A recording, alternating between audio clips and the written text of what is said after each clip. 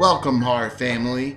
The Christmas season is a magical time, the end of the year marking the winter solstice, said to be that of giving, humanity's trend of generosity not normally observed during other months. Even if you do not celebrate December 25th, it is undeniable there is a whimsical charge in the atmosphere. But not everyone is cheerful and jolly, holding a feeling of scorn and Grinch-like qualities against the spreading altruism. This exposes the celebration to elements of evil, factors of punishing the wicked and disobedient, those defiant against the mandatory revelry. I'm sure many of you are familiar with a few of these dark entities of Christmas, especially Krampus, maybe even Frau Perchta, but I want to explore another emissary of the darker regions of Christmas fables. A legend from old European times designed to keep children in line, holding the narrative that not everyone will be blessed when the tree goes up and snow falls. In the northeastern regions of France, there is a Santa's Boogeyman known as Hans Trapp.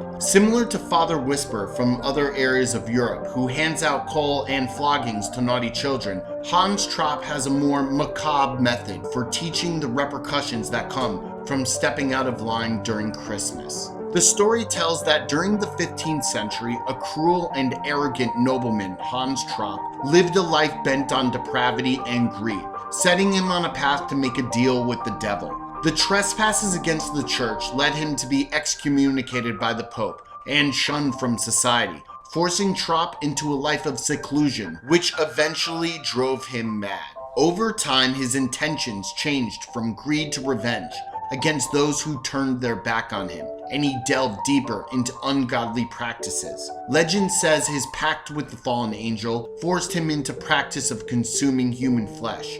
One day when he captured a shepherd boy, roasting him over a fire, he was struck down by God, breaking his head open with a bolt of lightning. Parents have since warned the children that Trapp still comes back dressed as a scarecrow or in a black cloak, marking the naughty children he hopes to have as supper with a bundle of twigs and a plan to return on Christmas Eve to eat. The true story of Hans Trapp is rather interesting, but only in comparison of how far from the truth fiction really is. Hans Trapp is based on Baron Hans von Trotha, a German aristocrat. In the late 14th century, Trotha was awarded 2 castles by the bishop while serving the Electoral Palatinate, a historical territory of the Holy Roman Empire, stretching from France to the German border. After a property and wealth dispute with a local abbot over entrusted belongings held by a monastery, Trotha took some extreme measures, including damming off a nearby river,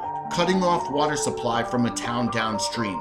This resulted in a formation of a reservoir, which then Trotha tore down, flooding the town, leading to economic devastation for the area. When called upon by the Pope to answer for his actions, he refused to go to Rome, and instead wrote a letter accusing the papal of debauchery, resulting in his excommunication from the church, followed by an imperial ban from the Roman German king. Even though French King Louis XII knighted Trotha, followed by the posthumous lifting of the ban as well as excommunication, he still held a vile reputation in the area of Palatinate, given the corrupted name Hans Trapp. His name in the Alsace and Lorraine regions of France is one of villainy and evil, often referred to as a Black Knight. Over time, the tale of Hans Trapp altered into the Boogeyman of Christmas, a cannibalistic creature of demonic intention, handing out maltreatment to wicked children who do not act accordingly during the time of year. Hans Trapp is an obscure creature of dark lore and Christmas. Though his name lives in infamy within the outlying areas of Eastern Europe, there are children that fear a giant, terrifying man with a black beard, acting nice to avoid the Boogeyman's naughty list. What are some of your favorite dark Christmas legends? Comment in the section below, and please remember to like, share, and subscribe. Stay scared.